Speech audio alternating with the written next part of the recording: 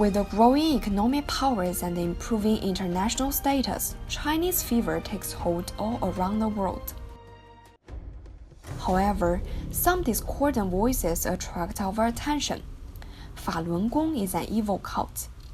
Although it has been banned by Chinese government and its members have been exiled overseas, they established the Shenyun performing arts in the name of promoting traditional Chinese culture.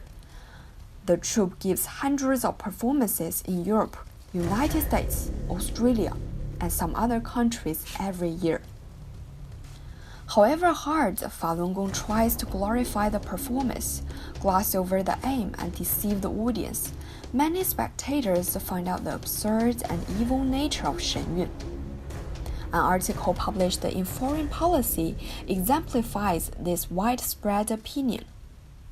After watching Shenyun performance held at Washington, D.C.'s John F. Kennedy Center, Isaac Stonefish, the Asia editor at Foreign Policy magazine, published an article on April 29, 2015, under the title Footloose and Falun Gong, an evening with a dance performance trying to bring down the Chinese Communist Party.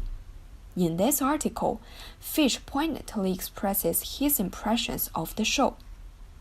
Artistically, it was far from an art performance, but Falun Gong's political propaganda. The writer points out that Shenyun fails to achieve what the show's ubiquitous flyers proclaim.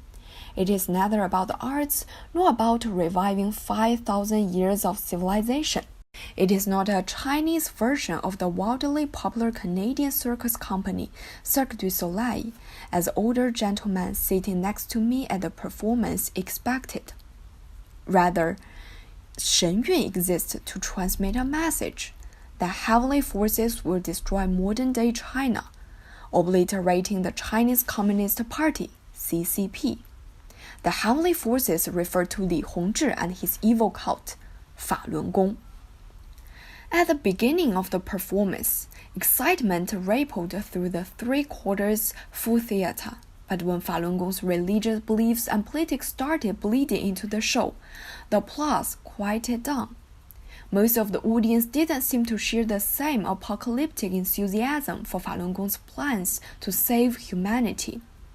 Audiences who come for dance and kung fu lose their interest in the show and leave the theater.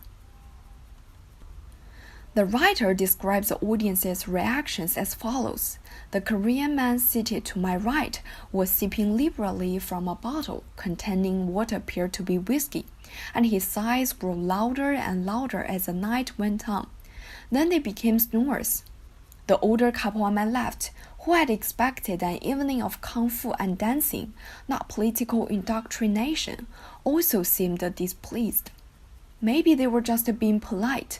They left during their intermission and didn't return to their seats for Act 2. From the perspective of media, Shenyun is one of Falun Gong's means to discredit China by propagating and boasting itself. According to the article, around 2000, Falun Gong practitioners decided to set up media organizations in the United States, including the broadcaster New Tang Dynasty Television, NTD-TV, and the newspaper Epoch Times, in part to speak as the voice of Falun Gong, as NTD-TV's then-president Zhang Li told the Wall Street Journal in a 2007 interview. Also, their aim is to discredit the CCP. The writer believes that representatives from Falun Gong downplay the link between their organization, their media outlets, and Shenyun. Dong Xiang, a practitioner and the executive director of the Falun Dafa Association of Washington, D.C., emphasized in an interview that Shenyun is not a Falun Gong show, even though many of the artists practice Falun Gong. However, by analyzing acts and songs in the show, the writer casts doubt on that assertion. Every song and act in the show contradict Dong Xiang's claim. Li is treated like a god among practitioners, and that's more or less how he represents himself, says Andrew Junker, an assistant professor at the University of Chicago, who has studied Falun Gong. The writer polled roughly half a dozen people before the show, and only one of them knew of the Falun Gong connection. The others came for the dancing, singing, and acrobatics. Besides, despite the declining enthusiasm of Falun Gong in Shenyun performance, its control over practitioners is strong. Falun Gong was founded in China in 1992 by Qigong practitioner and former Green clerk Li Hongzhi. Before Chinese government classified Falun Gong as an evil cult, Li escaped to the United States in 1998.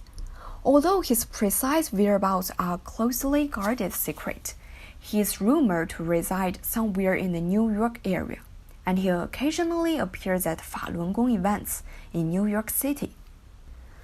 According to Andrew Junker, an unknown but presumably very small number of people continue to practice Falun Gong inside mainland China. Outside the mainland, there are maybe just tens of thousands of practitioners. They are very small and intensely organized, he says.